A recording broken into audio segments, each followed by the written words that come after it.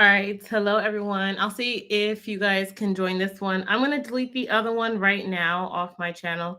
Every time I try to schedule a, a live chat, I always seem to mess it up. So let me just go through and delete the other one. Hopefully, YouTube will send out the link. I'll let you guys know that I'm live over here instead of the other one. But I'll give you 1 second to join. Hi, Diane. Of course, it's like inevitable. Every single time I try to schedule a live, it never works out well for me. I'll just see if everyone comes in. Let me see if I can delete the other video. I don't know. I have like the worst luck when it comes to going live. Plus, it's also been like forever since I've been live. So I'm sure I somehow messed it up. I think like I was scheduling it when I was like on my phone, and for whatever reason, it just didn't allow me to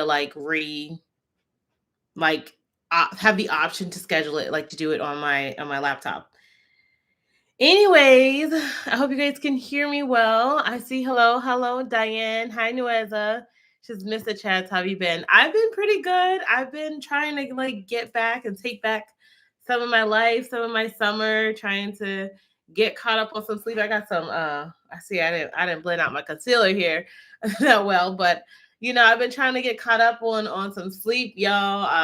I will definitely say like fulfilling like Black Friday orders and getting caught up with like Christmas stuff, like Christmas orders was a lot. And now I'm just trying to like recover and get back on track. And I can't believe we're like 2 weeks into the new year already. So we're 2 weeks into the challenge, and I definitely want to go live the other week. But of course, life has been lifing, but I've been really good outside of like literally just being busy working. I've been really good. I'm excited to be back. I'm excited to be doing this challenge with you guys. Let me just make sure real quick that I have canceled the other live so that way other people won't try to join. I was trying to do so from my phone, but of course, I don't know. It's giving issues. Let's see. Let me just delete this one here. Delete forever. Okay. And then let me also like reshare this one in the group. So if anyone is trying to join in the Facebook group, they can also like join, because I know I put the link in the group, of course. And let's see. Let's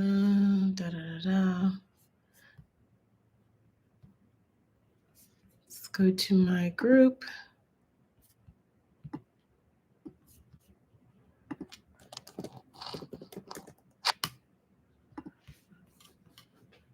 Just drop the new link in there, and then we can be off to chat. Sorry, had to create new link.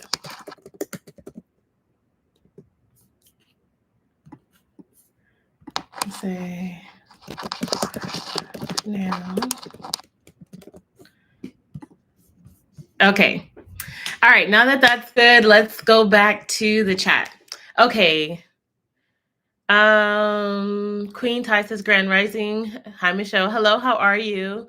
So it says, hey, Michelle, thanks for going live. You're welcome. You're welcome. So this chat, we're going to just feel free to ask questions regarding the challenge. I'll kind of talk through what we've already done with the challenge, what you can expect if you have any questions. We can talk about the herbs from this week or last week, whatever. Let me just see here. Renee says, hello. Hi, Renee. Diane says still waiting on the skincare line. Me too, sis. I definitely got some things planned for the new year, and working on a couple of things behind the scene as well. Tiffany says, I didn't realize you started another one. Since you created a new live, go ahead and give this video some likes. Thank you, Tiffany. Yeah. I couldn't get the other one to work. I don't know. Like I said, I started it from my phone, and I think it was like only allowing me to do so for mobile. But anyways, let me know if you have any questions. So this is technically the start of week 3. Let me think. Wait, because I might be a week ahead of you guys. So I think I'm starting week 3. Y'all are doing 1, 2. So y'all did your clay detox, and then you did your regular wash day, and now y'all are on to your henna wash day. If you don't have henna, or you don't like the red tint that henna gives on your hair, you can always use cassia. I also mentioned brain garage or fenugreek this week. So those are some strengthening herb alternatives. Um, if you're like me, you do the henna treatment. Make sure if you want like the most or optimal results, you can wait a couple days before you deep condition your hair, so you can get as many um, as many benefits from the henna. Now, I will say I think someone had asked, and I'm not sure who had asked. They said like, "Hey, I don't or like I always deep condition right after henna. Do I not get the benefits?" You still do get benefits. You get the most like dye release and color benefits by waiting to deep condition your hair, because it helps to like set and bind. But you'll still receive benefits even if you deep condition right away. I used to do so all the time. I didn't have an issue with that. My big thing is like, as I'm getting older and as my gray hairs are getting more vibrant, I want better dye release. And for me, the best dye release happens when I wait to deep condition my hair a couple of days after, like 2 or 3 days after I do my henna treatment. And you can kind of still see, like right now, my grays are starting to turn like a little like reddish color. So that dye is still, the dye oxidizes in three to 5 days. And I might actually follow up and do like an indigo treatment, just because I don't really want like reddish hair anymore. I kind of want like blue black hair. So it may not be this henna treatment, but maybe the next one I do, I'll probably add some indigo to it. So I'll keep you posted with that, but it's not mandatory. And again, if you don't really have gray hair or light color hair, you really won't see that much of a difference. Um, Tiffany said, yesterday I did my strengthening wash. I didn't wash the second week since I had braids with my real hair and didn't want to take it down. Right. And that's perfect. Like, honestly, y'all know the reason why now I have the schedule the way it is, kind of where you have like 1 week where you do some type of hair mask treatment. And then the next week we're doing like a regular wash day. Sorry, I feel like my camera is a little bit blurry. Give me 1 second. I'm going to try and.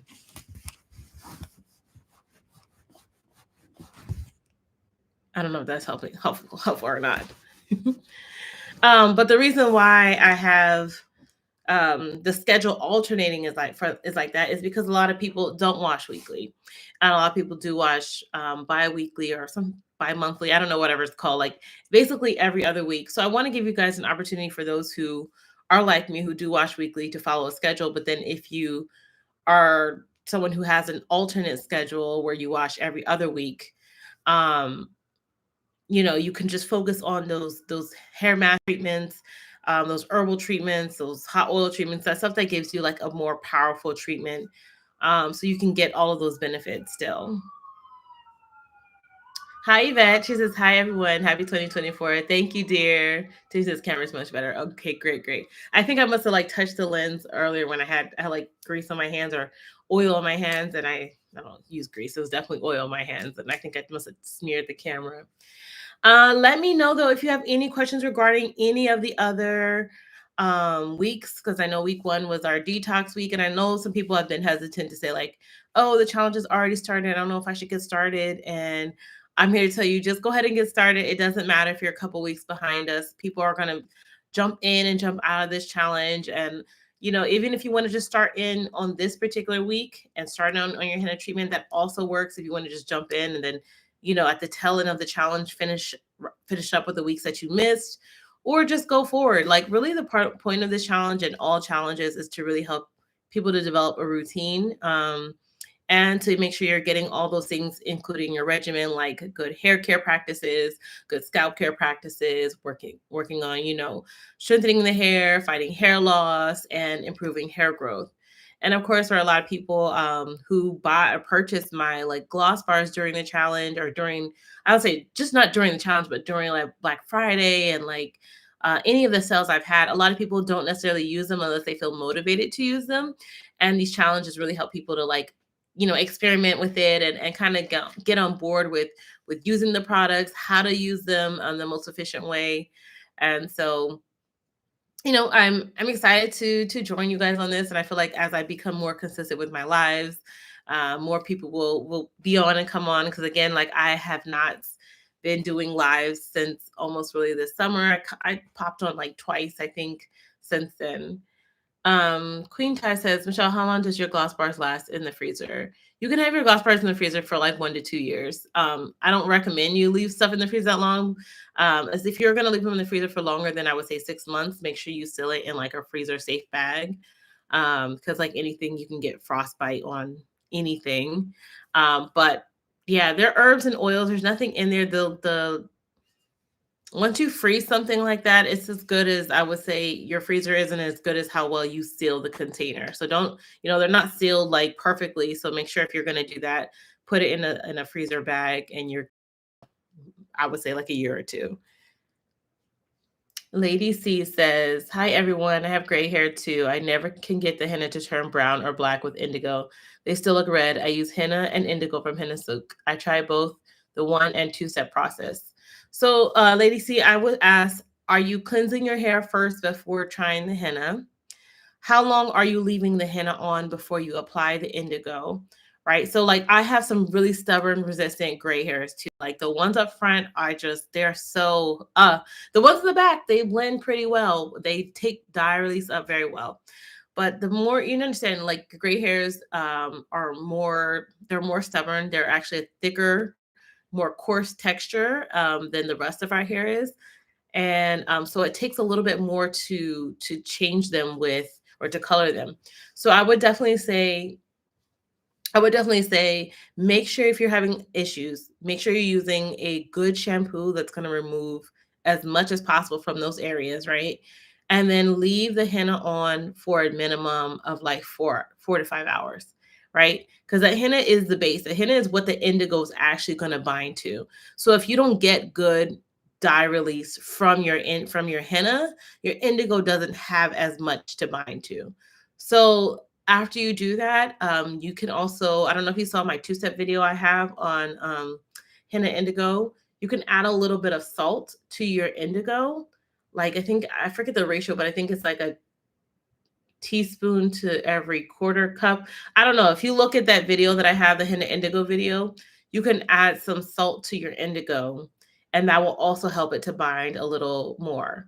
So let's see. You say, yes, I clarify first. I leave it on for at least 3 hours. We'll try to leave it longer as you suggested. Yeah, definitely leave it longer, and then also leave your indigo on. So if you do, I will say this, if you do henna for 3 hours, then indigo should be 3 hours. If you use henna 4 to 5 hours, try indigo for 4 to 5 hours. Now I know it feels like a very long process, but what I like to do if I'm having like, I don't know how much gray hairs you have. Like I know, as I'm assuming as I get older, the more gray hairs I have, I'll probably just continue to do like henna overnight. So I'll like right before bed, I'll shampoo my hair, put the henna on, go to sleep. And then in the morning, I'll rinse it out and then do the indigo, so it doesn't feel like it's like for a long time, right? Because I understand like not everyone has the amount of time and hours to be sitting there, but as long as you can get it covered, and you're covering it up, I'm sure, with like plastic wrap, and then like a bag or a scarf, something to help trap that heat in. Heat is also a really good way. So like if you have a steamer, a hot cap, something else to help like that henna and indigo bind to your hair. And the one thing I like, when I used to work with Henna Silk, Khadijah, she has a thing, and she says like when it comes to gray hairs, everyone's so different. So like even if the first round or first 2 rounds don't take, sometimes it takes like 2 to 3 rounds. And make sure you're using like the pure and the reddish henna you can get. Like Henna Silk has different levels of henna. There's like the Jamila henna, there's like regular henna, there's henna blends. If I were having really stubborn grays, I would just do like a really strong henna treatment, maybe like the Jamila henna, the reddish henna that you can find.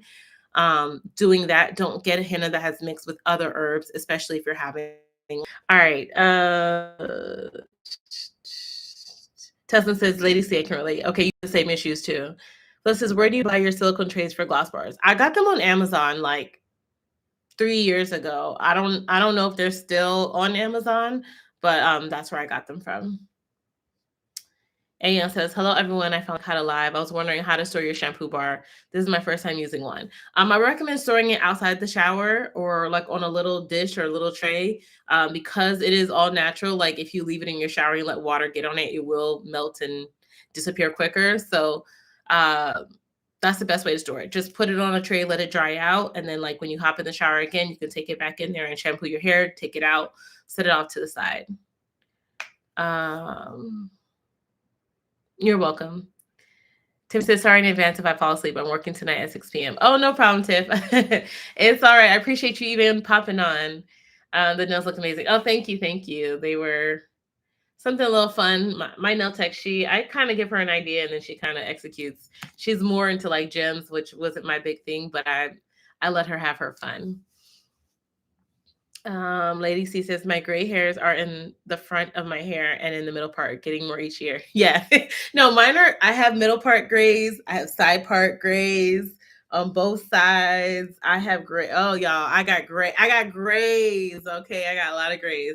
It's funny because everyone in my family like graded really, really early. Like I'm talking about like 14, 15, 16. And I was the one who made it to like past 35 without grace. But then this last couple of years, and it's like a couple of things. Like I've had like so much stress this last couple of years and so many life changes and so many things. And I've really have a lot going on outside of like, business stuff. And so I just feel like it was just like one day I saw one gray hair and I promise you like the next month it was like 42. And I was like, when did that happen? And now at like every month I just feel like I get more and more and more. And so I'm just coming to learn to accept it.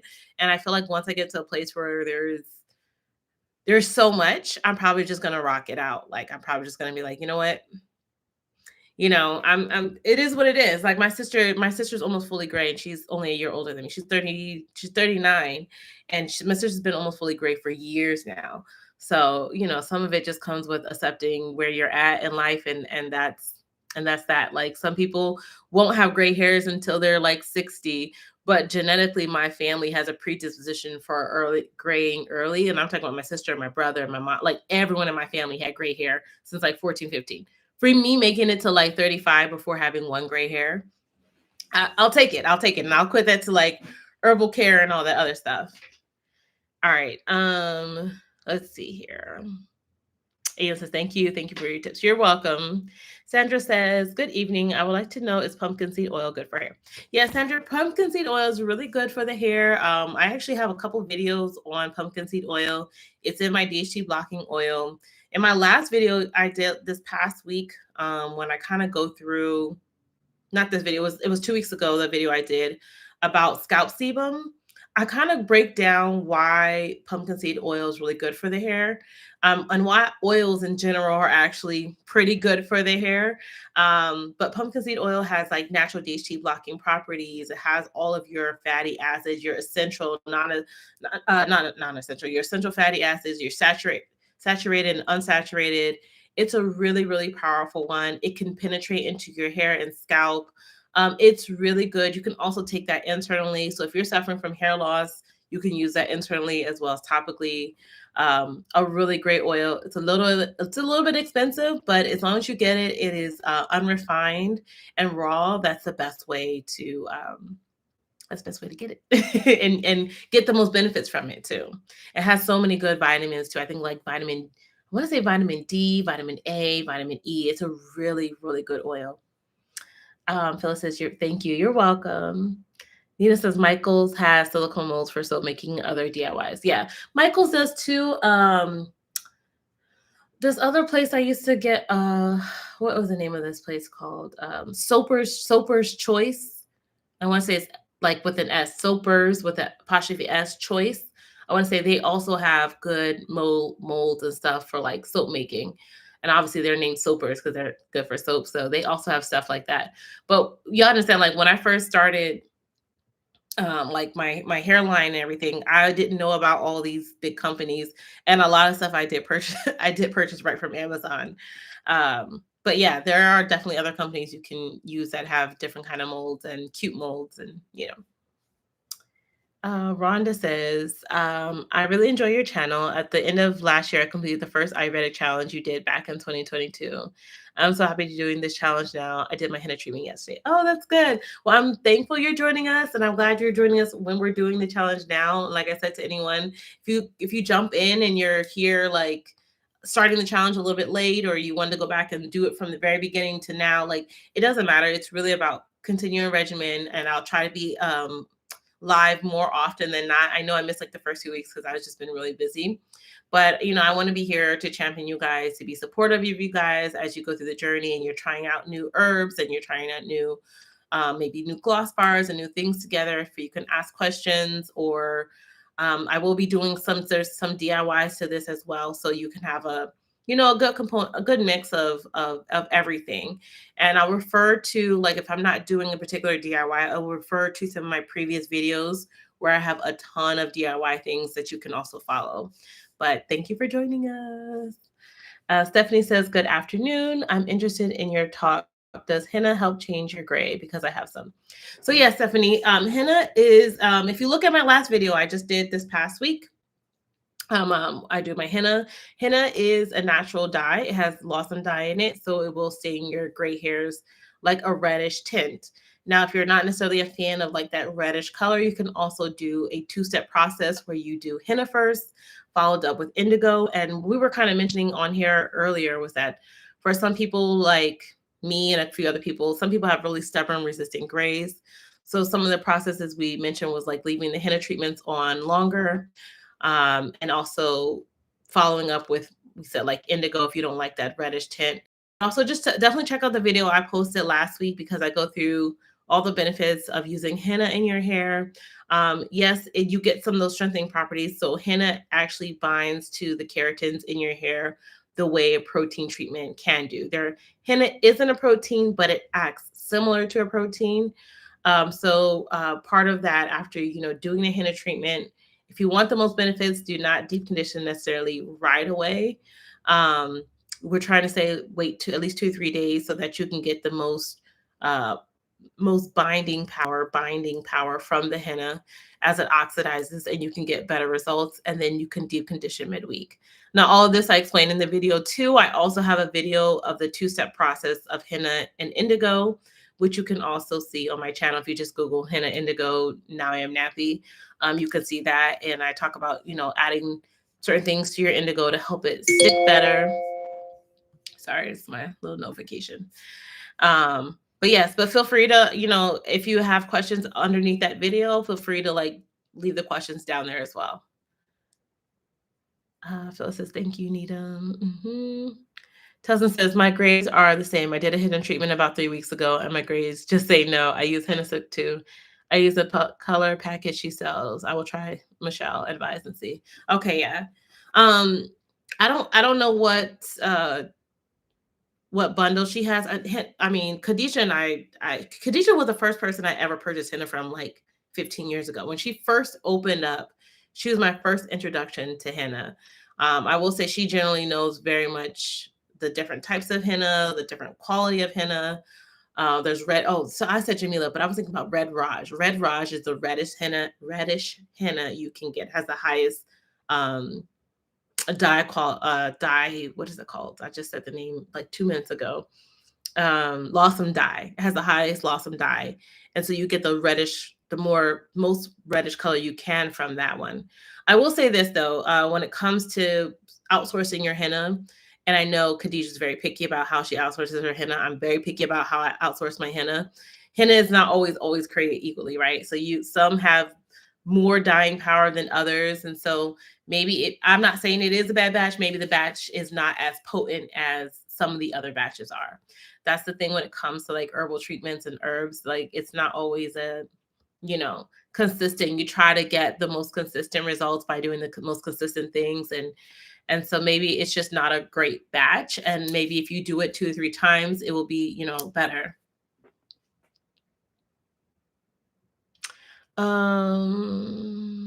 Nina says, you're welcome. Oh, Avi says, what oil just joined? Oh, I'm sorry. It was pumpkin seed oil. Oh, Queen Tai, she answered you. Sun says, thank you so much. You're welcome. Tim says, hi, I want to make a tincture with alcohol because alcohol is stronger than glycerin. How do I combat the dryness that might come from the alcohol?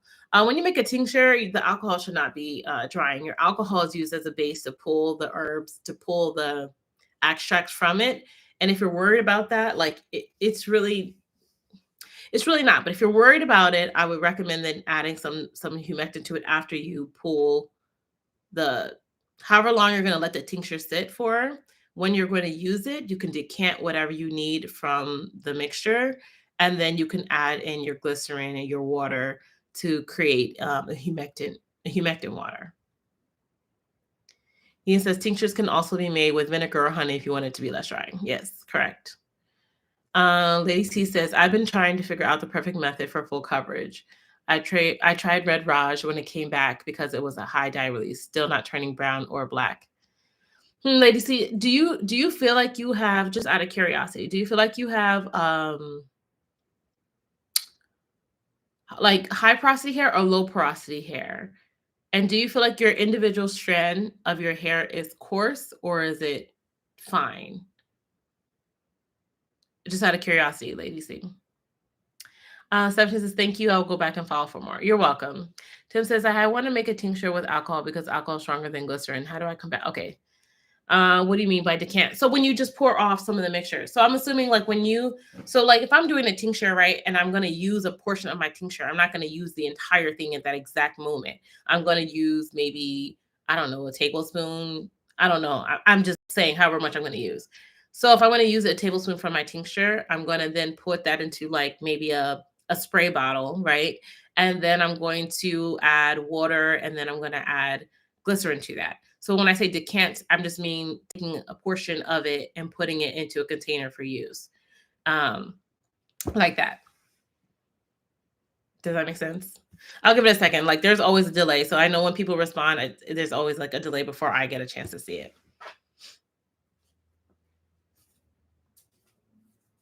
All right. And if anyone also has any more questions regarding anything else, feel free to let me know. Oh, also, you guys, I will be doing a sale tomorrow for MLK Day. And so if there's anything else you want to get, feel free to do so. But if not, you're good to go. Then you're good to go. I hope everyone has an opportunity to already download the challenge calendar. So like if you need something, you can see what's on there, what's coming up in the next coming weeks. I know we'll be doing so next week will be a regular wash day, and then I think we'll be focusing on like herbs for hair loss and herbs for hair growth. So you want to make sure you get some of that as well. Tim says, oh, thank you. Won't that dilute it?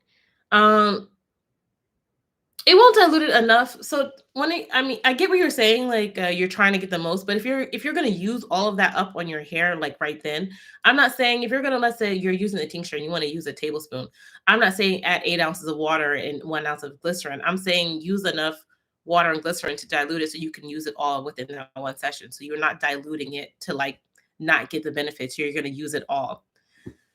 Okay. Pam says, what does a regular wash day look like? So Pam, if you actually look at my second week video that I've done, a regular wash day is just a pre-poo, shampoo, deep conditioner, and then a leave-in whatever moisturizer, styler, cream, and an oil, butter, or gel that you choose to still with.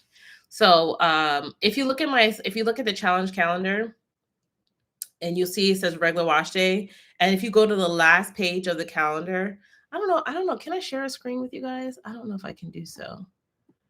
Outside of this, I don't know if I can.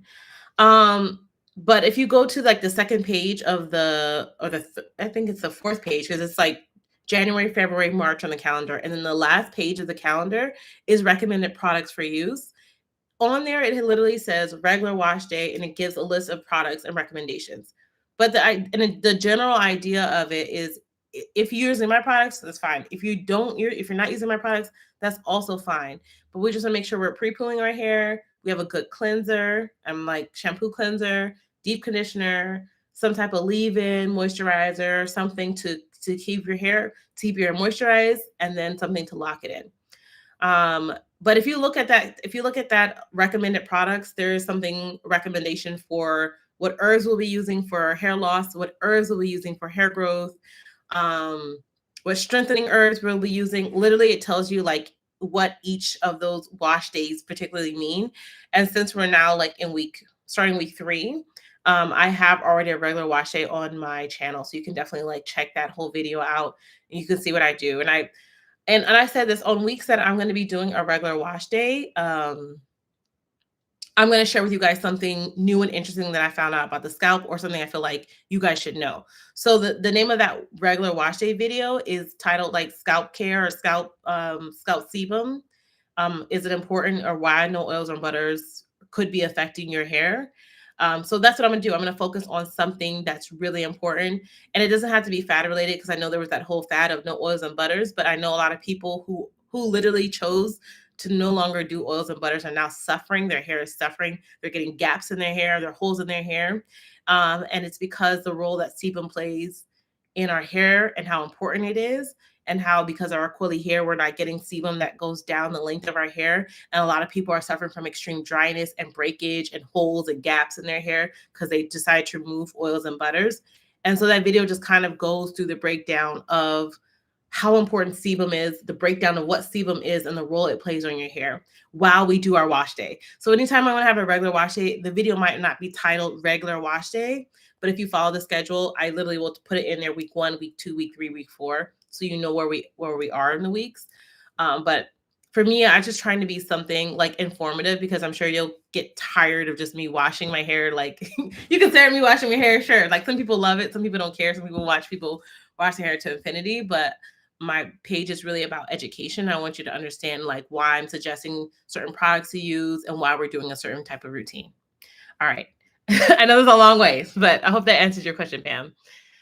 Gladys says, will you post this? I'm late just now joining.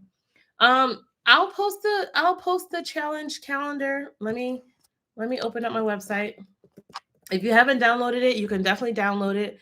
Like I said, it doesn't have to be, you don't have to use all of my exact same products. If you have products that are working for you, as long as you can build some type of routine, there it is. And it's a free download. So you can, you do have to check out, but it's a free download. And then it's sent there. And then I believe it's sent to your email as well. Like you can download right from the website after you check out, and then it's emailed to you. Lady C says, I have fine low porosity hair. The porosity I was told by an old hairstylist, not sure how to really tell. Okay. I'm just trying to think, Lady C, about all the things that I'm learning about, especially gray hair in particular, because gray hair can be very different from normal, I would say our normal dark colored or melanated hair. And you're like me, Lacey, I have fine low porosity hair. I know sometimes people get confused because they see like, oh, you have a lot of hair, but my individual strand is very fine. But what I've been reading about gray colored hair or white colored hair is that when that hair loses its melanin, it somehow most fine hair doesn't have a medulla. For whatever reason, when gray hair happens, a medulla is introduced into that hair strand, and it becomes thicker, it becomes wirier, and it becomes more coarse than our own natural other fine strands. So this is where like certain things become resilient, certain things become more difficult. Reason why gray hair becomes more drier, more stubborn, and more fun. I'll use that, more fun to deal with than maybe the rest of our other hair. So, and you're saying you're doing all the right things. So I would say, maybe you need a different type of henna, and longer treatment. So let me know, but please keep me posted on that. Definitely check out the video. Try a little bit of salt in your indigo mixture. Try to leave it on if you can overnight. And then in the morning, do that indigo treatment for 4 to 5 hours and let me know. Like I said, all henna, unfortunately, is not created equal. And even when you have a good supplier, sometimes it still may not be created equal. I'm actually surprised that you used Red Raj from Henna Silk and you didn't get any, not any, but you really didn't get any dye release, because that is like one of the most powerful hennas you can ever have and use. And so it's interesting to hear, Let me see. Okay, Davidic family says, sis, I'm asking, I have been using henna and almond powders and my hair has been breaking off. What can I do? I'm thinking of stopping using henna. What is your advice? Davidic family, I would say, what else are you using besides the henna and almond? One thing about henna, like I mentioned in the video, henna acts like a protein. So, like anything, if you overdo it, um, it can cause breakage. It can cause a lot of dryness. It's the equivalent of someone just using protein after protein after protein after protein. Like your hair needs a proper balance of protein and moisture. Davidic, I would ask, like, what is your full routine? How often are you using henna? Henna is great for stopping breakage, but if you overdo it, it can also cause breakage, kind of like anything else. How often are you deep conditioning your hair? When you deep condition, is your hair actually feeling soft and fluffy and conditioned? Like one of the biggest lessons I learned, you know, especially as someone now who formulates hair products, is the difference between my hair feeling just like okay. Like I don't know why I thought for a long time like after I would do my wash day, my hair would just feel okay. It would never feel great. And then I started to really deep condition my hair for a while. And like I'm talking about like deep condition with heat or with steam, using good products. That made such a world of a difference. My hair would feel like a soft, fluffy cloud.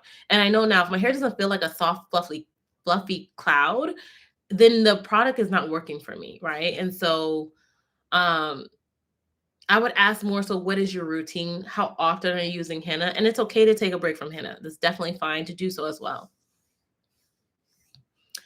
Tim says, "Is panthenol like glycerin or sorbitol?" So yes, panthenol is a humectant, and it draws moisture to your hair just like glycerol, just like sorbitol. Just glycerin and glycerol are the same thing, and sorbitol. So yes, they are very similar. There's different types of glycerin, and there's different types of panthenol. There's DL panthenol, and then there's D panthenol. One's a liquid form, one's a powdered form. Your body and your hair can absorb the D form better than the DL form. Um, yeah.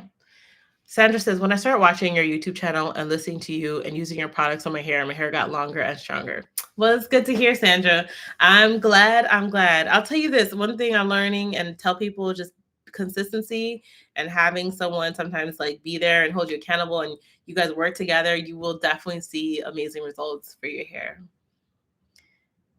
Teslin says, I had to Lady C. I use the same henna. I like henna silk masks. They're great, but henna is not working as well. I guess I just need to try again. She just said it gets better with more use. Yeah, it does get better with more use. And I'm curious, like Teslin, if you could um you don't have to drop it in this chat, but like if you want to just message me like on our Facebook group or on Instagram, I would be curious to see what henna you're using, what henna's in that pack, just out of curiosity. And I say, Pam said, yes, it did. Thank you. You're welcome. Cousin says, I have medium porosity, high density hair that is brush up length. I think maybe I need to use more henna. I will then again. Yeah, Tesla, I would say definitely for those who have medium to like higher porosity, I would be surprised if henna doesn't work, but it's also a couple of things like are you letting the dye release? Number one, right? Now, when it comes to like my henna gloss bars, I'm not letting the dye release because I've already heated up and the dye has already been released, right? Because when I formulate the products, I make them ready so that they're already like pre-activated. So once you melt the henna gloss bar down, if you notice that dye release happens almost right away. But for regular henna, you need the dye to release usually for at least 3 to 4 hours prior to using the henna on your hair. I'm sure she says that in the thing, but like I said, I don't know which henna you're using from Henna Sook. Um, so I'm because especially if you have medium high density, well, not necessarily density, but medium porosity hair, I should believe that you should definitely be seeing some type of results. But again, maybe you're not letting the dye release or how you're letting the dye release. Maybe also affecting that. If you're adding something maybe acidic or just using regular distilled water can also impact how your dye is being released. The quality in which your dye is being released is also dependent on if you're doing so in an alkaline solution versus acidic solution. So if anyone would feel free to just like let me know which bundle you're using, I could definitely like investigate and see what may be causing maybe some of these, delays in getting color release or dye release. Okay. Sorry, I scrolled down too fast. Lady says, hopefully it's true. It works better over time. I'll try the salt and leaving it overnight. Can you do a henna treatment twice? Yeah, you could do a henna treatment twice. I will say this. Just make sure your hair doesn't feel too dry. Because like I said, henna is a protein, right? Oh, it's not protein. Henna can act like a protein. So you just want to just monitor your hair and make sure you're taking enough necessary treatments or necessary precautions to make sure your hair gets enough moisture and hydration after doing the henna treatment. Now make sure you're not deep conditioning after you do henna. All right. Make sure you're not doing that right away, especially if you're going to do an indigo treatment, especially you want that indigo to bind to your hair the best.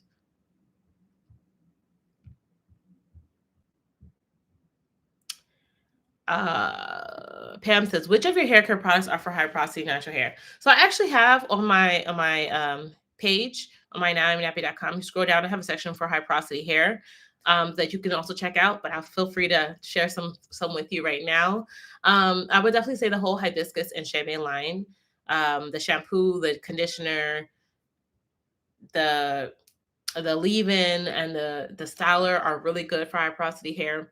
Any of the gloss bars are great for high porosity hair. The butters are also the shea butter, the shea butter are also great for high porosity hair. The deep conditioner, the Oat and Aloe deep conditioner, really great for high porosity hair. The Oat and Aloe strengthening hair mask. There's a lot of products that are like almost interchangeable, but I would specifically say like when it comes to high porosity hair, you don't want something super, super stripping, which is why I say the hibiscus and shea shampoo.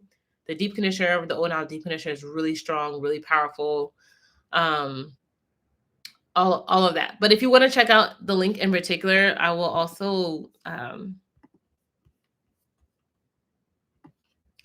drop this in the chat. So if you go to my website, you can just scroll down to a section. It's going to say high porosity, low porosity, normal porosity. You can see all the products that I recommend for those with high porosity hair. And your other question was, is your shampoo bar similar to black soap? Yes and no. No, like it's not black soap. There's nothing in there that is black soap. But considering that black soap is an all natural soap, right? And it's an all natural thing. The shampoo bar is similar-esque in that sense.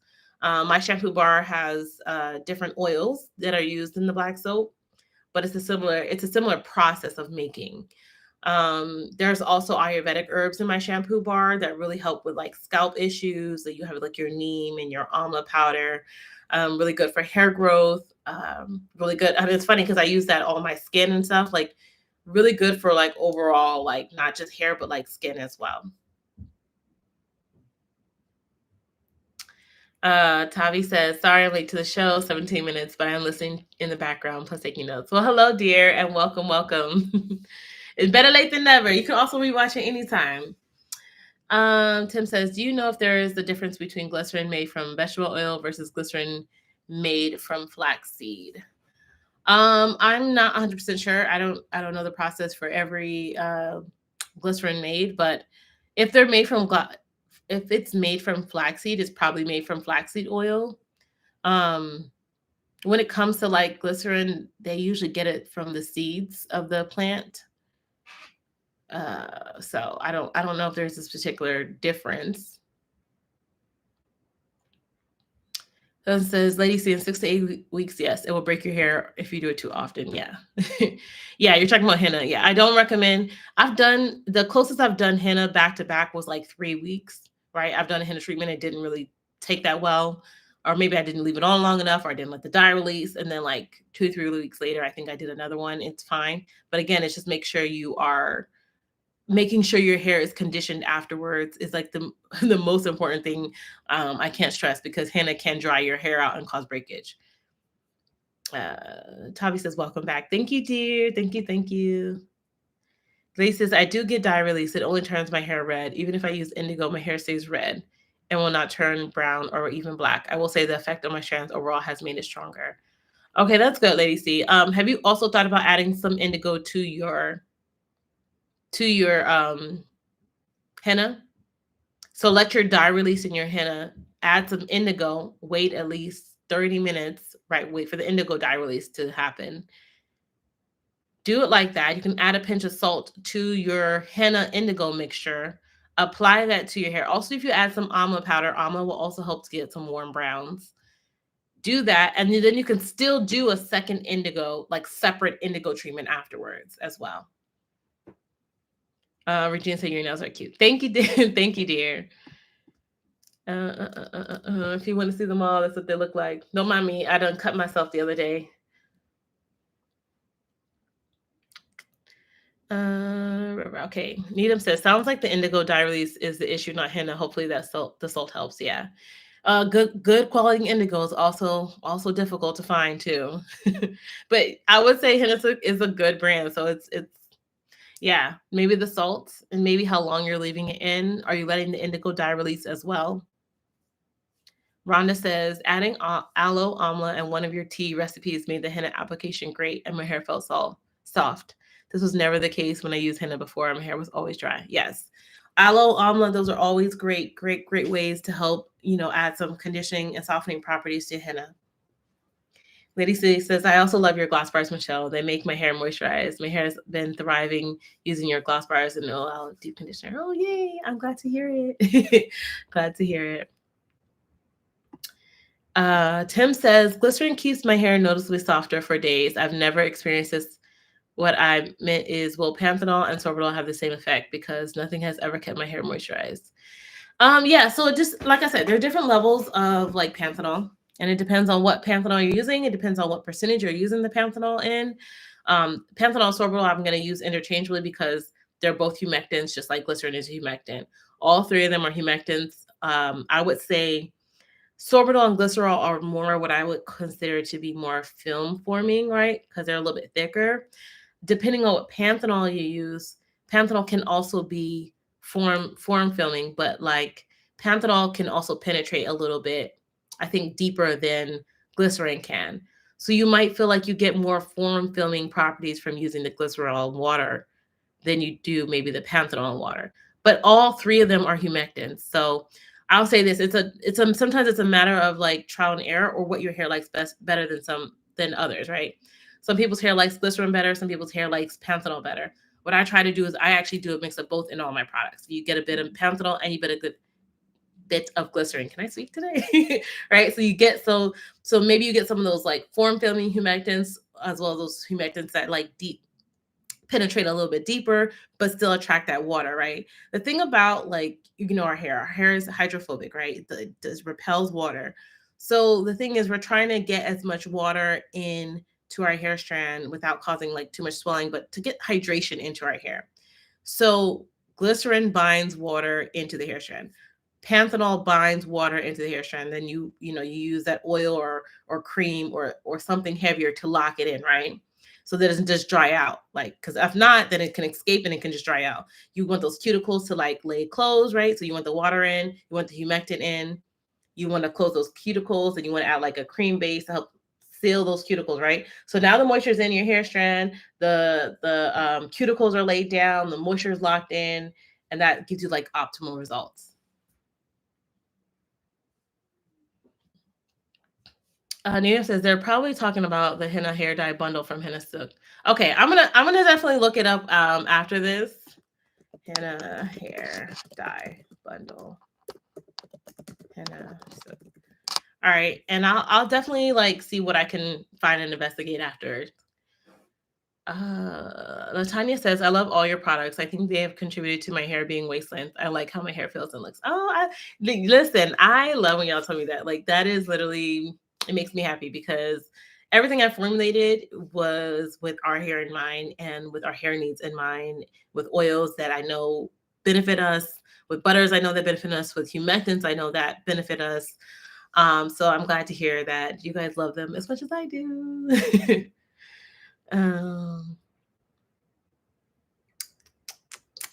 Lisa sounds that makes total sense. Not sure why I didn't think of that. Oh, about the indigo. Okay. David says, I use henna with amla every month after protective style. At first it worked, but with time it like reacted on me. David, what do you mean when you say reacted? And I'm gonna just, when you say reacted, I'm guessing you're saying giving you a bad result or dryness. I'm gonna say like a couple of things here, and I don't know. You can correct me if I'm incorrect. I think doing a monthly henna treatment can be very beneficial.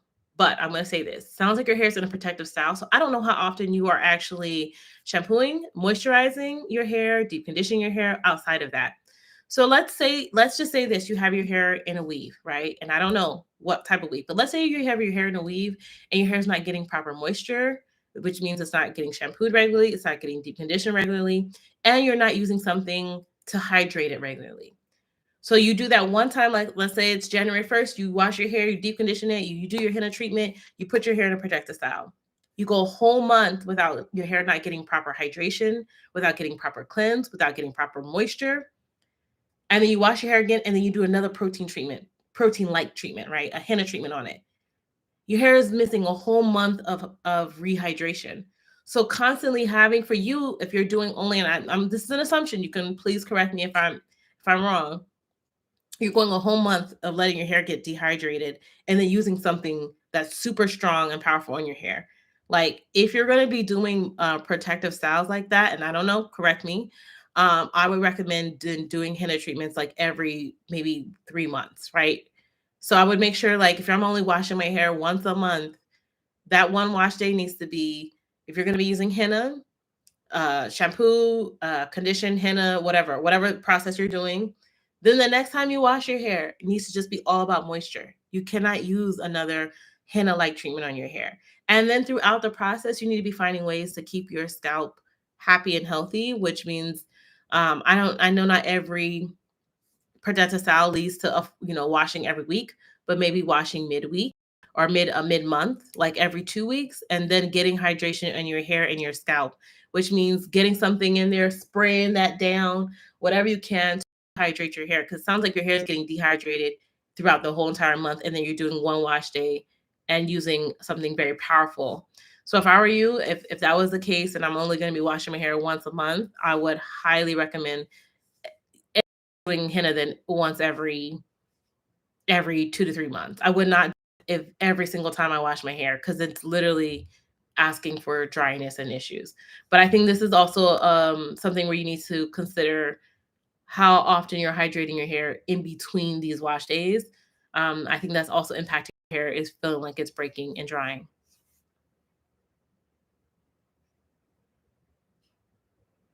Let me see. The next is, and so what percent cell are you having? How do you mix sorbitol to make humectant water? Um, I don't know, Tesla. Now, it's probably be at least 20%. Man, I was thinking about maybe doing a 25% because I'm not going to do a very long sell, but I'll let you know. I'm actually working on the email when I leave. When I finish this live today, I'm going to work on the email that I'll send out tomorrow, but it'll be 20 to 25%, somewhere around there. And how do you mix sorbitol to make humectant water? So you can use, if I were to do it, I would use, if I were having an 8-ounce cup of water, I would use I'd say 1 ounce, at least 1 ounce of sorbitol to 7 ounce water. It's a lot, but it's I would probably do some type of shit like that. Or 1 tablespoon of sorbitol to 8 ounces of water. Maybe 2 tablespoons. 1 tablespoon, 1 to 2 tablespoons, Um,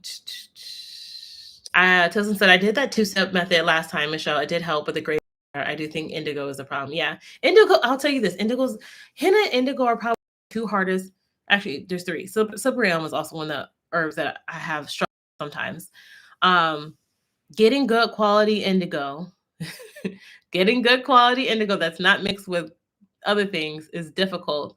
Making sure the dye releases properly in indigo, adding the salts, leaving it on the longest. Indigo can be real funny. But if I were you, like let's say I did a henna treatment, let's say Monday, and then let's say I waited a day. I don't know, but let's say I waited a day and I did my indigo the next day. You have up to 3 days to kind of still play with indigo. So if you do an indigo treatment, it doesn't bind well, you can do another indigo treatment the next day. And indigo is not like henna. So indigo doesn't necessarily act like a protein treatment in the way like henna does. Indigo binds to whatever henna is in your hair. So you have up to 3 days after you do a henna treatment, you have up to 3 days to do any type of indigo treatments afterwards. So you want to take that take that into consideration as well. I have definitely done 2 indigo treatments back to back. Like literally did an indigo treatment, didn't leave it on nearly as long as I should have. Was rushing, did not. I mean, and honestly, I got the faintest results, and then literally the like later that day, I just put more indigo right back on my hair, and I was like, oh yeah, and I left that one on overnight. Now just be careful because if y'all know anything about indigo indigo to me will stain last everything you have. So if you have pillows and stuff that you like, make sure you wrap your hair around that put a towel down when you sleep, whatever. Um, Here comes Mr. Nosy. To make sure that you're not staining anything, because even if indigo don't stain your hair, it will stain everything you have. Pillows, sheets, and you'll forever have that stain in your hair. I mean, your covers and stuff. Let's see here. Tim says I put used a aloe plant fresh since it was slimy for detangling and my hair became stiff. What does that mean? It probably means your hair doesn't like the aloe. You probably need to dilute the aloe with something. Tim, it sounds like you need like a full regimen. It sounds like you're doing a lot of like one-off things here, and the biggest thing that I'm hearing from you is that you don't have some type of like actual regimen. And I hear that you're trying to stick with like all natural things, which I 100%, 1,000% think that you should. What I would recommend for you, I don't know how long your hair is. I don't know if you're having like particular like scalp issues or something that you're really trying to focus on. But aloe's not for everybody. Just like there's some herbs that are just not for everybody. Aloe, a lot of times people who have low porosity hair, aloe just doesn't do anything for them. Those who have higher to medium porosity hair, aloe does wonderful things for them. Helps to lay the cuticle. Aloe also can act like a gel, which it sounds like you're doing. You're using the gel in your hair stiff. It made it a little bit hard. It creates a nice cast on your hair. Can help lots of flakes. I wouldn't recommend just using the fresh aloe scraping with just putting on your hair. I would definitely like blend it with some water. I would make sure that the pH would be maybe add a little bit of water, maybe add a little glycerin or something else to it, right? To make it a little bit more hydrating. Then also I would also put something on top of that, right? So hydration is your water, humectant water. Anything kind of like severely water-based that you can kind of spray, right? That's going to hydrate your hair the most. And then follow up with some type of sealant. Sealant doesn't have to be oil or butter, right? We always think of that, and it's fine. That also does work. But sealant can also be like a heavier cream or a heavier gel, something heavier to lock in that moisture. Otherwise, what moisture does is it will evaporate just as quickly as it comes. Using something with glycerin or sorbitol or panthenol, basically humectant, humectants will help bind that water to your hair. But again, lock in, once you bind that water, right? Lock it in with some type of oil, butter, or heavier cream. Otherwise, your hair is just going to feel dried out. There's nothing wrong with using aloe. Aloe can be used, the base can be a great base to help with hydration. Aloe, glycerin, aloe, sorbitol. But I would also add a little bit of water because it seems like your hair may not necessarily be the best for aloe. I don't know if you have high or low porosity hair. That may be contingent, but blend it up in a blender. Make sure it gets nice and watery. Add a little bit of water, distilled water if possible, or spring water. That's what you have. Add your sorbitol or glycerin or honey or whatever humectant that you have. Spray that on as your base, and then lock in with oil, butter, or a heavy cream. Okay, Sassy says, hello, Michelle and everyone. I'm late, but I have a question. I noticed that we're deep conditioning a few days after we henna. If henna is drying, is that good for my low porosity hair? So it's doubly like this. And you're like me. I have low porosity hair, and I'm deep conditioning after a few days because I want the most and maximum benefits from my henna. If you notice, what I did do was I did moisturize my hair with my leave-in and put it into two top knot buns to kind of like trap in as much moisture as I can. And then when it comes time to deep conditioning, I'm running my hair under warm water so my cuticles can relift, and I deep condition afterwards, and your hair should be okay. Now I do deep condition with steam, or I do deep condition with heat. So that's also important to make sure your hair is like getting enough moisture after doing the henna treatment. Now I'll say this: if you don't really care about dye release, if you don't really care about like maximizing that level, then you can honestly just deep condition. I would recommend co-washing right after your henna treatment, and then deep conditioning 3 days later. I used to be, I'll say this, when I was like younger and I didn't really care about gray hairs, I would just co-wash. I would get me a little cheap co-wash and I would just co-wash my hair right after, just to basically get the herbal crumbs out of my hair. And then 2 to 3 days later, I would deep condition my hair. So I just literally, I use my leave-in. I don't know if you watched the last video I had.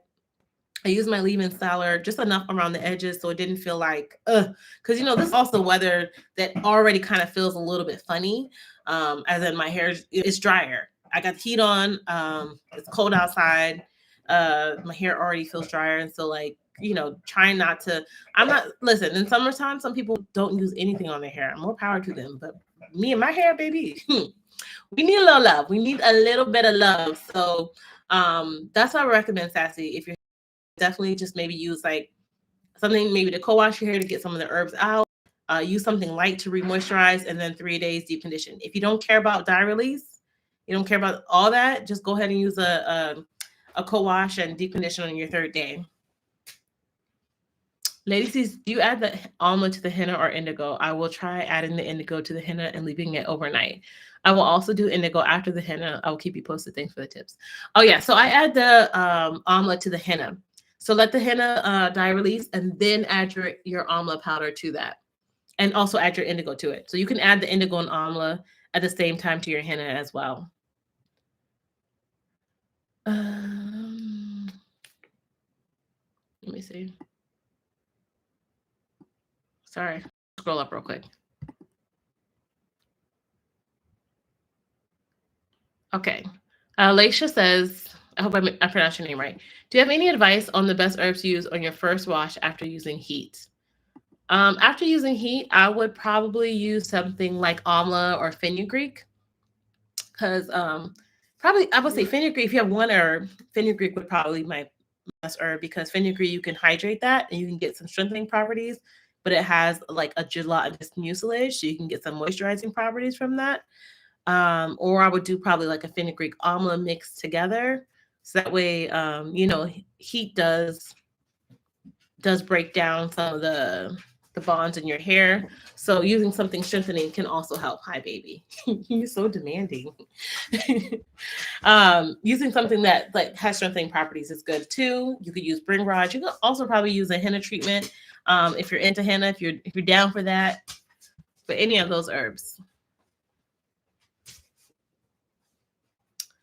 Stephanie says, "I've got your henna silk. Is that your?"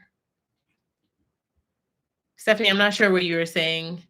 Henna silk is not my brand. My brand is NowIamNappy, but the ladies in here were talking about the henna dye from the henna silk brand, and I use her indigo powder. That's like the only indigo I've used in like years. But yeah, Esther says, "Hi Michelle, I have I'm guessing you mean gray hair, fine trends. It tingles a lot. What do you recommend?" So Esther, I actually do have a line for those who have gray hair. It's called the Brightening Lights Collection. But outside of that, I just recommend something that's really going to provide enough hydration and moisture for your hair. So a lot of times, and I kind of mentioned this earlier, those with gray hair, their hair cuticles and their hair strands actually become a little bit thicker, more wirier. So it's like a new texture that you're dealing with for the first time. Night, please don't start with me. And so I would recommend, yes, I'm going to obviously recommend my line, but outside of that, I recommend just making sure you have a really good routine. I would say something that would like shampoo your hair, but not super strip your hair, deep condition your hair, and make sure you deep condition with steam and with some form of heat, whether it's a hot cap or if you have a steamer, to sit on your steamer, and then follow up with some type of leave-in moisturizer and oil, butter, sealant gel, right? Some people like to seal their hair with a gel. One of the things I want to clarify sometimes is I think leave-in and moisturizer can be kind of used interchangeably a lot of times. When I'm talking about leave-in, I'm talking about something severely water-based, right? Mostly water-based. I think when I think about that, I'm thinking about like my spray leave-in conditioner, right? Because it provides a level of hydration. Nika, I don't think she's on here now, but naturally Nika, she uses what she calls a humectant water, which is literally like glycerin in water, right? Something to really lock in or bind that water to your hair strands. My leave-ins are light enough, and they also are all like a lot of humectants. It's a really humectant based water. Spray it, spray enough, light enough to hydrate the hair, and then the moisturizer. Now, moisturizer should also and can also have water in it, like the heavier creams, like my hibiscus and shea butter moisturizing styler, my twist cream, where they still provide you some hydration, but also something a little bit thicker, creamier. They have those emollients in it. That's your heavier oils or maybe your butters that can help bind and lock in that moisture. So I think, Esther, I don't know what you're currently using, but it's also, as much as I can recommend to you like a product, I also recommend a technique, right? A routine, a schedule, because I think sometimes that also matters equally as much as the products that you're using. Um, I hope that helps. And if you feel free to share what you are currently using and what current regimen that you're doing, and maybe I can help you with that. But you can also follow us because we are in a challenge right now, and we'll be doing like regular wash days, and then we'll be doing wash days that maybe have some type of herbal hair mask or herbal treatments, right? Like gloss bars or maybe a hair tea or an oil treatment or a hot oil treatment.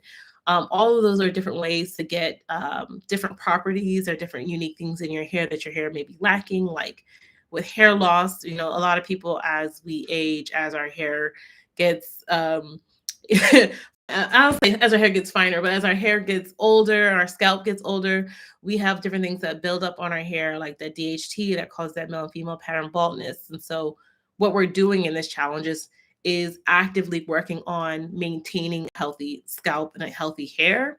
And that also does mean building that routine, creating that schedule, right? So it's a schedule that you can download, helps keep all of us on track, me included.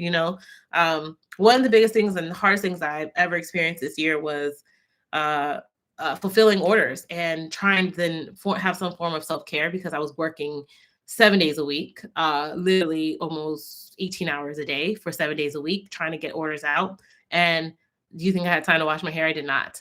And so, there's certain things that like fell by the wayside. So it's always good. Like, as much as these challenges keep y'all on track, they also keep me on track, right? And I like to, be able to present to you guys as someone who owns a hair care line, wonderful, beautiful hair. So I have cut my hair over the years and stuff. But it's all about like, being on this journey with you guys and helping you guys out, because I do understand hair care. I do understand our scalp and oils and butter. I'm always learning, and the things I don't know, I try to learn so that I can then in turn teach you guys about it, right? I know it's a lot to say because we were definitely on the gray hair, and now I'm sitting here preaching. All right. Gladys says, thank you for all your hard work and research in developing products to help our Black hair type. Oh, you're so welcome. You're so, so welcome. It's literally part of the things that like make me happiest about everything else. Because especially, y'all know, I just started out as like a YouTuber learning, and a lot of y'all were on the journey with me. And the more I learned, the better I became, and on things I could share. And I'll continue to share with you guys as I'm learning in the field. There's always new products and stuff that comes up, but I don't want to always get caught up in what's new, what's popping right now. I also want to stick to things that are working. And this routine for me, pre-pooling, shampooing, conditioning, moisturizing, styling has worked for me. I've grown out my hair. I've cut my hair. I've regrown out my hair. I've cut my hair. I've regrown out my hair. Y'all are on this journey along. Y'all have grown your hair beautifully. I've seen amazing results with everybody. Some people have lost their hair due to cancer, due to so many different things, male and female pattern baldness. Y'all have regrown your hair. So it's a journey. Life is a journey. It's not always I don't know anything that's a straight line. So I'm just happy to be on this with you guys, and that y'all are here supporting me like all these years later. Let's see here. Oh, Cousin says, okay, thanks for the advice on the sorbitol and the trick with the indigo. I will try that. You're welcome. You're welcome. Queen Ty says, Michelle, I add an ounce of lavender or tea tree to 100 grams of henna to get a deeper henna stain, and it works. Do you know if that would affect the indigo? I plan to add indigo at some point. It shouldn't affect the indigo. No. The most important thing when it comes to indigo, especially if you're getting a deeper steam from that, then you're probably doing okay. The hardest thing and the biggest thing about indigo is it just needs the henna to bind to your hair, right? So as long as your cuticles are open, indigo should bind the most optimal, especially if you're getting good dye release from your henna. So without the henna molecules, the lost molecules that are bound to your hair, indigo don't have nothing to stick to. So if you're getting that good dye release, I think you should be fine with the indigo. David Fam says, thank you so much. I will definitely take your advice. Oh, you're welcome, dear. Diddy said, Tim, I noticed using a mister spray with water every 2 to 3 days helps keep my hair moisturized without getting too wet. It helps keep the wash stay moisture. Sassy, I did watch. I forgot that you did that. Oh, when I care about fully covering my grays. Thanks. Oh, yeah. Well, Sassy, yeah, if you care about fully covering your grays, I would definitely, again, maybe just like I do, try to rehydrate something with your hair. Put it into like a bun. You don't have to do 2 buns. I work from home. So, yeah, I got the flexibility to look like a 12-year-old child if I want to. But, put in a top knot bun for 2 to 3 days. And also, when you have your hair compact like that, helps to trap in and lock in moisture so it doesn't feel like it's drying out. When you're ready to deep condition your hair, use that warm water, get those cuticles open, and then deep condition with heat or steam. Needham says, hello, is 2 weeks after a protein treatment enough time to wait before doing a henna treatment? Needham, it's hard to say exactly, right? I try to space mine out 3 weeks apart, but I will say this: you have to know you and your hair. I would say if you are on the lower porosity hair and your hair is feeling still stiff or your hair is feeling not quite right, I would wait another week. It's hard to say exactly, right? I know my hair and I have very fine strands. So for me, henna proteins, I probably could do it closer in term, but for me, that just works with my schedule, right? Every 3 weeks protein, every 3 weeks henna, every 3 weeks protein, every 3 weeks henna, right? I would recommend waiting an additional week, but I will say if your hair feels moisturized and doesn't feel like it's hard or stiff or funny, right? Like your hair's like, if you do it, then do it. But if you feel like your hair is a little bit off, wait another week. Wait another week. There's no harm in waiting another week. Laisha says, yes, you said it correctly, and thank you. Luckily, you have those herbs. That's perfect. All right, perfect. Hi, Patricia. She says, hi, Michelle. All right, Queen Ty says, thank you. You're welcome. All right, you guys, let me know if you have any questions regarding any herbs or products or whatever it is. Stay tuned again. If you guys missed it, I'll be doing a sale tomorrow for Martin Luther King Day. If not, I will see you guys for Tip Tuesday. So definitely check out that. If you missed the henna video, check out the henna video on my channel that I did for this past week. If you want the henna indigo, you can literally, it's on my page as well, henna indigo. If you want to see the regular wash day, check out week 2 of the challenge. I also talk about scalp sebum. So if you missed that video, I highly recommend you watch that because yes, we're washing my hair, but I'm just giving you information about what's included in our scalp sebum and how that impacts our hair and how I don't really talk about, and I don't ever bash anyone who's doing the no oils or no butters thing. But I do say why oils and butters are so important because the one thing about natural hair is our scalp sebum does not necessarily go down the length of our hair like maybe our European counterparts or those with straighter hair does. So we need to supplement our hair or our hair sebum with the oils and butters that we are using in products. And so like I said, I've watched a couple of videos recently about those who chose to do no oils and butters and now having severe hair issues. And so I just want to always impart to you guys some type of knowledge that I've learned, that I've read about, not just a trend that's popular right now, but so that we can all, continually have wonderful hair. That's all. All right. Yvette said this chat was so helpful as always. Thank you. You're welcome. So glad. I will be live next Sunday. So if you do have any other questions, you can also ask me then. Or you can also drop it under the chat in the videos. I'm trying to be way more responsive, or in our Facebook group. You can also do that. Okay, a few more questions here. Pam says, how can I maintain a twist out without having to retwist every day? So Pam, I wouldn't say this. When it comes to a twist out, I think the best way to maintain it is the first twist out you do needs to be set. So if you don't want to retwist every day, you need to make sure the first time you do a twist out, like when you twist your hair, has to have the optimal things, which means good products, good holds. And then after that, you can put your hair up in they call it like a pineapple. You can pineapple your hair at night so that your curls don't get too smushed, and then take it down in the morning. I would also recommend sleeping with a bonnet. I'm not a fan of bonnets, but hey, if you if you want to have a twist out, sleeping with a bonnet.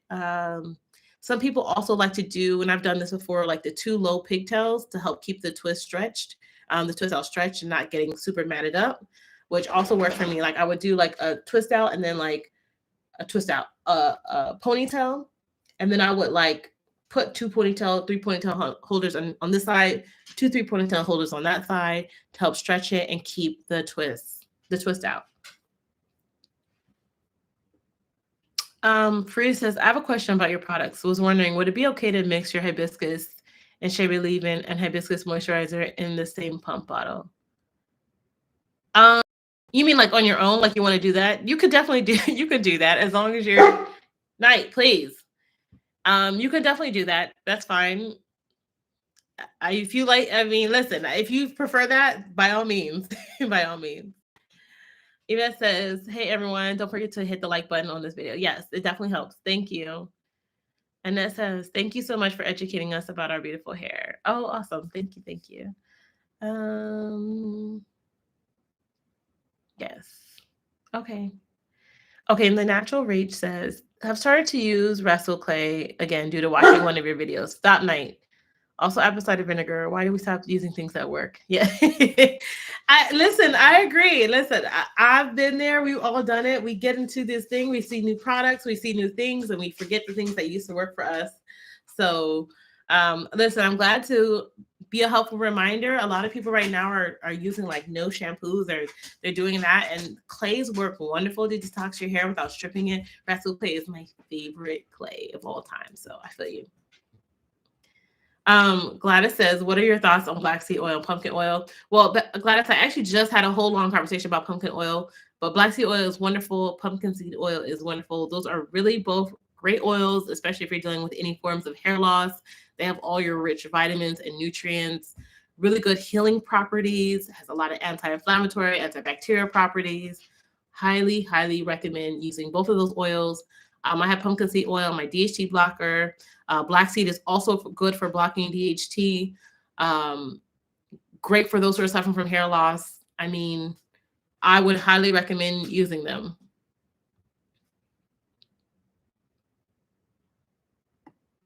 Stephanie says, can you repeat the butter, please? My phone come up. What was I saying? Here it goes. What was I saying?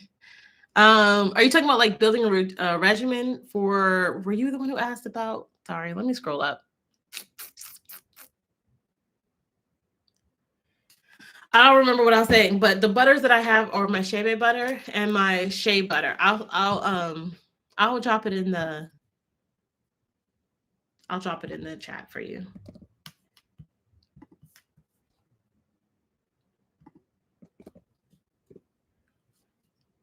So either or of those butters are good. Like all the butter. So the shea butter mainly has like shea infused butter, the Ayurvedic oil, the shea. Oh my goodness, can I speak today? The regular shea bay whipped hair and body butter that also has Ayurvedic herbs. That's also good for those who have skin issues.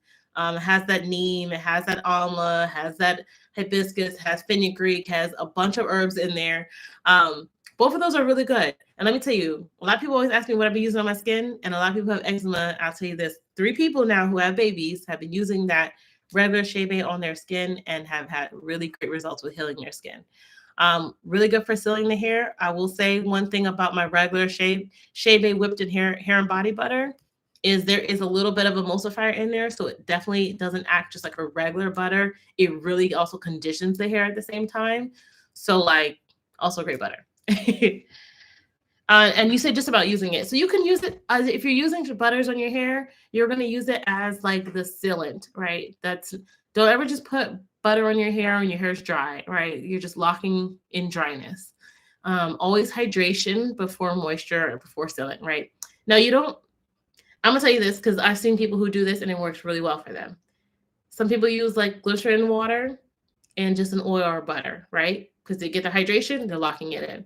Some of us might need a little bit more help, which is why a lot of us use creams, right? Some creams have different properties, right? Like for instance, my hibiscus and shea moisturizing styler. It's a cream-based one. It has like your hibiscus, it has your um, rose water, it has a bunch of humectants, it has pumpkin seed oil and babasu oil and mango butter. It doesn't have any shea butter in it. So sometimes those creams, right, are also really, really powerful and really strong, and so they help to lock in moisture. Some people who have higher porosity hair still need a little something extra. So in addition of a butter or oil or a gel to help lock it in, it's also really good.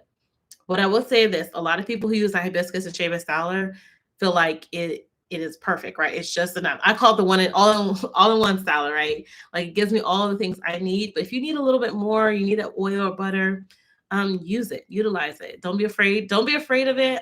Again, if you watch the last video, not the last video, if you watch the second to last video I do on scalp sebum, I like go into more detail about oils and butters. In particular, I'm focusing on oils, but I go through a section about butters in there and how certain properties in the butters are found in our hair, and so that's why it's important to have them, even if you're not using a singular oil or a singular butter, right? I'm not saying like, let's say you have severe dandruff issues. I'm not saying go in and oil and butter your scalp down, but I'm saying make sure you have products that include that. So that you're styling your hair, you're moisturizing it, you're conditioning it, you're still getting all of those benefits. The one thing our natural hair does not have, and this is why I'm going to recommend go watch that video on scalp sebum, all right? Because we don't have as we don't either produce as much as those who are of European descent, and then we have the issue of it not going down the length of our hair. Now, I've seen other YouTubers, and I love what's her name now? Oh shoot, I forget her name. She's also a big person, like a sciencey based YouTuber, who she calls it like where she like kind of like takes the oil and like pulls it down the length of her hair. Her scalp sebum pulls it down the length of her hair because her sebum is so powerful, right? And in other races, they don't necessarily, I can't say that it doesn't matter for them, but that doesn't necessarily matter for them because their sebum goes down the length of our hair. Sebum is what protects our hair from breakage, from dryness, from all these things. But with Black people, green beauty. Yep, green beauty. But Black people, we don't not, it doesn't naturally with us. The way our hair coils and kinks, the sebum doesn't get a chance to just go down, right? And so she talks about like, using this method, I forget what she calls it, but where she pulls the sebum down the length of her hair, right? And again, most of us don't have enough, that's why she doesn't necessarily use, I think she has a video now, she's not using any commercial shampoos because she's trying to build up as much sebum to pull down the length of her hair. That's wonderful. For me, I don't have the time for that. I like to get in it and get out of my showers. So that's why, most of us are using products that contain oils and butters that mimic-ish the sebum that we have, because we acknowledge the fact that our hair down the length of our hair is not getting those benefits, which is why when people are not using certain things on their hair, they're seeing detrimental impacts on their hair. Scuba spread. Thank you, Noeza, because my brain right now is not giving what it's supposed to give, but that is like the principle of what she's saying. And if you watch my scalp sebum video, that's what I'm saying. Like, our scalp sebum is the most unique thing that ever cannot be replicated. It actually cannot be replicated, right? But what we can do, the best we can do, is making sure that we get a variety of oils and butters into the hair products we're using. Even if you're not using, I'm not saying everyone got to go oil their scalp, because our scalp is already oily, right? And some people don't need it. Or some people's hair, it just doesn't, it doesn't work for everybody, right? And I'm going to tell you that nothing is an absolute across the board for everybody. Everyone's different textures. Everyone has different amounts of sebum. Some people have malassezia. Well, we all have malassezia on our scalp, right? So malassezia is what causes dandruff, right?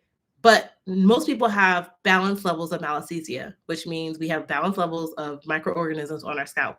Some people who have excessive malassezia, they create the big old nasty flakes and heavy dandruff flakes on our scalp. Adding oil to that will just feed the bacteria, will just feed the microorganisms. So I would never recommend someone who has dandruff to go and oil their scalp. That's like asking for more problems. But for most of us who are having normal-ish, maybe even dry-ish, a lot of people, I can tell you, people DM me and say, my scalp is dry, because we don't produce enough scalp sebum, right? Or whatever it is, we're just not getting there. So making sure for those, maybe oiling your scalp. And if you want to do, that's why this week we're going to do a hot oil treatment. If you don't want to put on the scalp, you don't have to. But if you can, put it on your scalp and down the length of your hair. We're going to get some of those properties, not just on the scalp, but down the length of our hair. That's really where I think, like, us with natural hair, we always sometimes talk about dryness, and it's because our sebum is not allowed to do what it does for other races, for the Caucasian, for the Asian race who have straight hair, who the sebum just falls down the length of the hair, protects their hair. That's why they don't need to add other products, no leave-ins, no other stuff. Now, yes, their hair can get drier based off of what they're doing, but it's why our hair is not the only reason, but one of the reasons why our hair is dramatically different from their hair, right? Our kinks and coils make our hair so unique and unlike anyone else. So we have to do things that are a little bit different. Well, that's a long way of saying about why we're using butters in our hair, but that's really the gist of it, right? And I just think it's also important, like, it's not just one butter or one oil. I think having a variety of oils and butters, and that's why I said, if you watch that video, I kind of give a list of different oils and butters. And it's the same oils and butters you'll see me using in the products that I have, right? Your sweet almond oil, your avocado, your pumpkin seed, your grape seed, your sunflower oil, right? There's different types of oils. I know. There are different types of oils that have different types of properties that do different types of things, right? And so it's important to have a good mix of those things, especially if you're like most people who our hair gets dry, and unfortunately our scalp sebum doesn't reach those areas and isn't as protective as it is with other people. So there's a science behind it all. Like, I tell people, not everyone is formulating products with all these things in mind. It's just important to know why you're using products. And that was really the premise of the video. Is like, even if you're using my products, even if you're not using my products, if you're ever going to the store, look for a variety of different types of oils and butters that are unique. So yeah. Knight definitely wants my attention. He's so used to me just being up on him.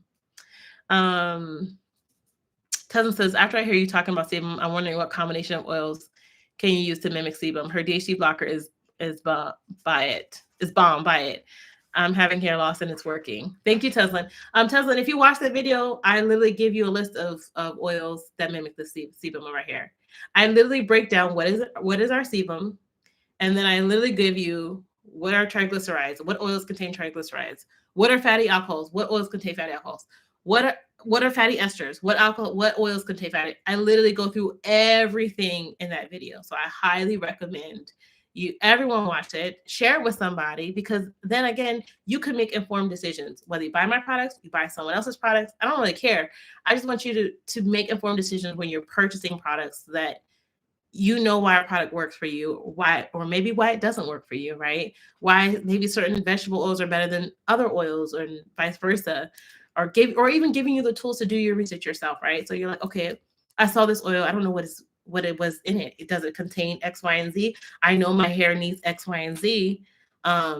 Just different things, right? I just feel like having informed decisions and more knowledge is powerful, right? All right, let me scroll through here. Let's see. Oh yeah, green beauty scoop and spread. Okay, Nina says, we can definitely moisturize or oil the ends of our hair though. Yeah, yes. Phil says, I wonder maybe our diet, can we increase maybe certain vegetables or supplements? Yeah, no, it's funny, Phyllis, you say this, because I 100% think that our diet plays equally as much of a role, maybe more so of a role than just what we're doing topically, right? On how much sebum we're producing. But the thing is, like I said, once we produce the sebum, can we get it down the length of our hair to do what it needs to do, right? And scoop and spread, I think is good. I think maybe midweek when you rehydrate your hair, why not try and scoop and spread if you have the time, right? I don't want to, I think Green Beauty, she is very intelligent Black woman who does her research. I love that. I love anyone who's out here actually educating themselves and then doing that, and like you can physically see the results. Like, I love that. But I'll tell you this, and I say that in the video too. Science doesn't even know the full benefits of sebum, but we know that when we look at other races and we look at other things that they're doing or not doing to their hair, it's mainly because the sebum falls down the length of their hair. They acknowledge that it's protective. They acknowledge it helps minimize breakage. It actually helps keep the hair lock moisture in, prevent moisture from escaping. Like sebum is a bomb, amazing thing. Why our hair is raising to the gods instead of going down, so that sebum can't like go down. Can be a little bit frustrating, but like knowing that that's the issue, or not issue, but knowing that that's what our hair does or doesn't do, our limitations, helps us then to also decide how we're going to moisturize our hair, what products we're going to use, keep ourselves informed about what we're doing so our hair can thrive and be at its best, and not just go after every trend, every trend that you see, because sometimes it may be good in the beginning and then be our detriment in the end. And this is not the first trend to come and go, but when we know science-based stuff, that we know that is factual, hard evidence, not just what some stylist heard, we can literally just be consistent and not fall by the wayside by every trend that comes and goes. Because baby, I'll tell you this, there are going to be more trends that come and go in the future. And as long as you have a consistent regimen, you know what's working for you. You don't have to get swayed by everything that comes. That's all.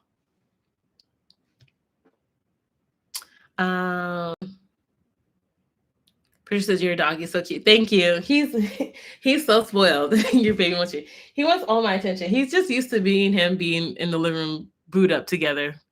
How dare me be in the other room by myself? He says I can't use your products, but always appreciate the information you share. You're so welcome, Needham. You're so welcome. All right. Now, if there isn't any more questions, we are gonna go. I'm gonna film. I gotta do my hot oil treatment. Do something with this hair of mine. I'm gonna film a hot oil treatment and conditioner for the week and video. Hi, baby. And hi.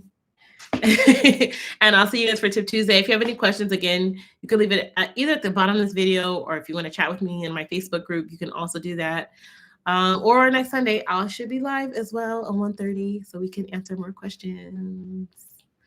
Thank you for all the love, you guys. I'm gonna say bye. Hi, Kim, and bye, Kim. Definitely check out the replay of this video if you want to see what was going on. Bye, Diane. Thank you. Appreciate you too. Take care, everyone. Have a good Sunday. Make sure you take some time for self-care for yourself. If this is your wash day, enjoy it. I appreciate y'all. I will see you guys soon.